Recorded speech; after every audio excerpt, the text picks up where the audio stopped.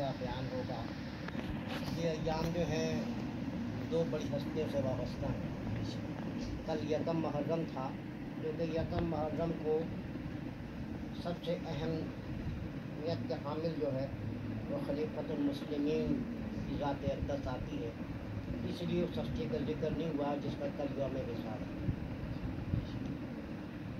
اور یہ ایام ہیں پاک پٹن شریف میں اس سے بابا فرید الدین مسعود الفقر رحمۃ اللہ تعالیٰ علیہ دونوں کی مختصر حاضری ہے۔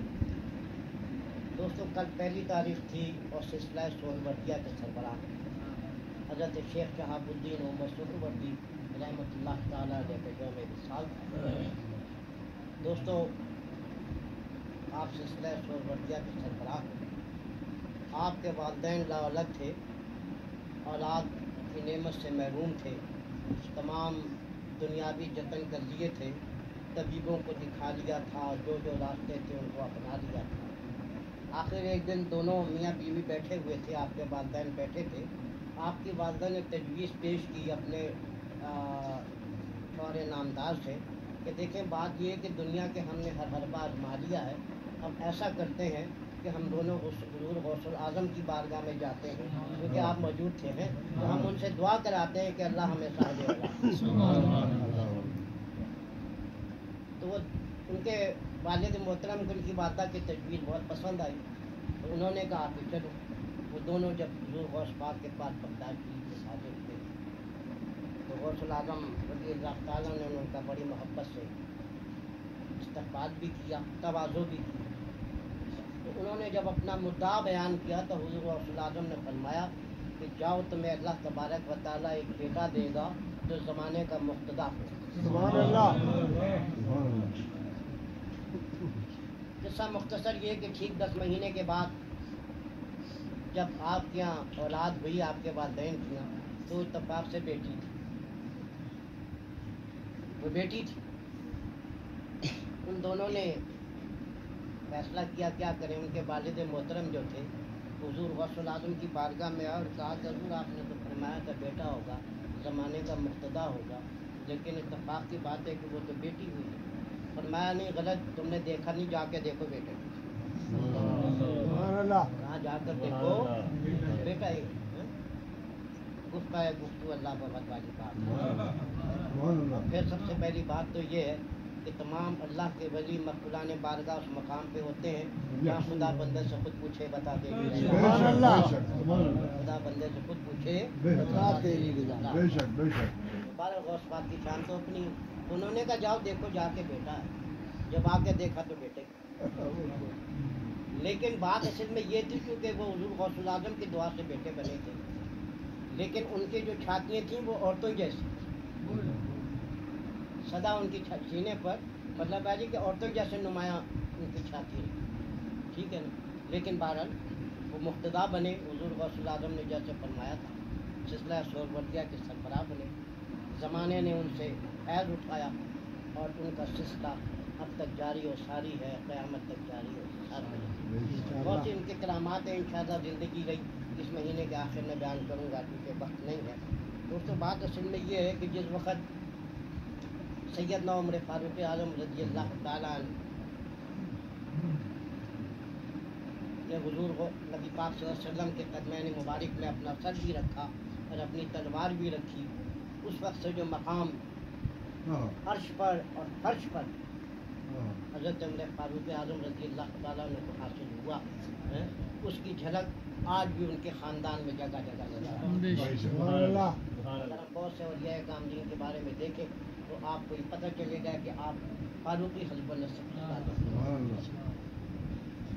حضور سیدنا امیر المومنین حضور عمر فاروق اعظم رضی اللہ تعالیٰ عنہ کی نسل کے کچھ لوگ آ کے غزنی میں آباد ہیں، اس میں فرخ شاہ بھی تھے، اپنے وقت کے بہت بڑے ولی کامل تھے، زمانہ ان سے فیض اٹھاتا تھا،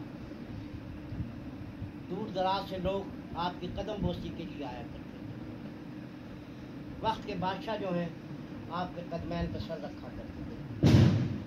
دوستو، یہ خاندان فاروقی کا چشم و چراغ غزنی میں چمک دمک کر رہا تھا، ان کی چوتھی نسل میں حضرت شعیب رحمۃ اللہ تعالیٰ علیہ دنیا میں تشریف لائے. حضرت شعیب رحمۃ اللہ تعالیٰ علیہ جو تھے خود وقت کے بہت بڑے درویش تھے. مال دولت تمام اللہ کی راہ میں قربان کرنے کے بعد ایک جھوپڑی میں رہائش پذیر تھے.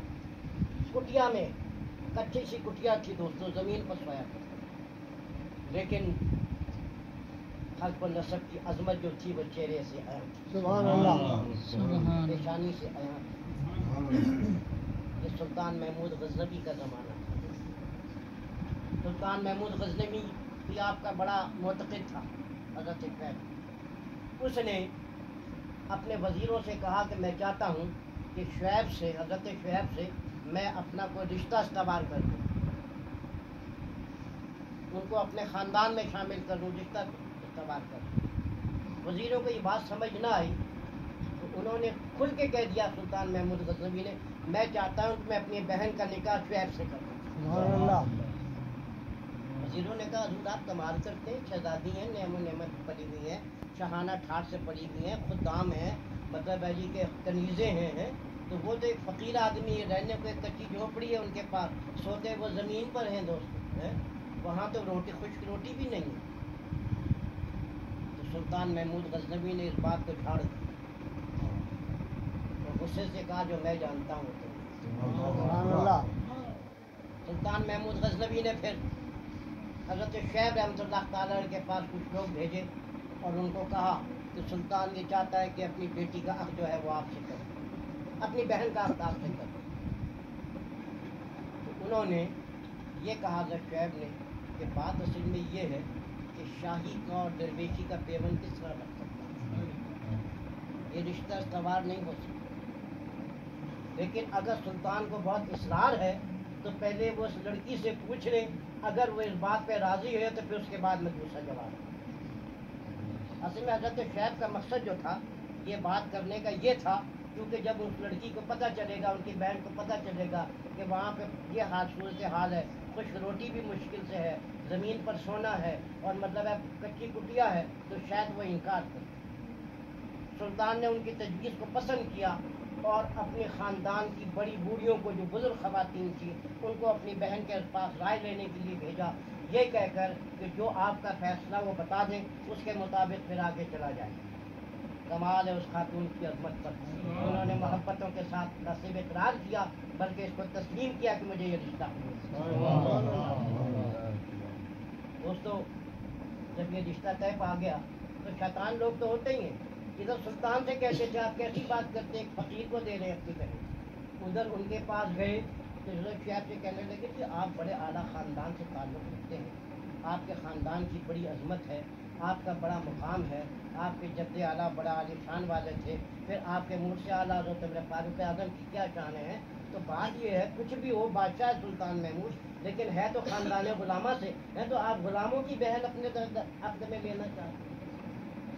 حضرت شعیب نے یہ کہا کہ بات یہ ہے کہ جس آقا کو میں نے غلامی اختیار کی ہے, جن پر میں ایمان لایا ہوں, انہوں نے غلام اور فرق کا, مطلب غلام اور آقا کا فرق مٹا دیا ہے. یہ غلام ہی تھے بلال اور قمر, جو مطلب ہے کہ مردوں کا لباس پہنا تھا. انہوں نے کہا کہ یہ بات ہی پتہ ہے. جیسا مختصر دوستوں, جب سلطان کو لوگوں نے بھڑکانا شروع کیا, جو سلطان کو بھڑکایا وہ جھٹک دیا کرتا تھا.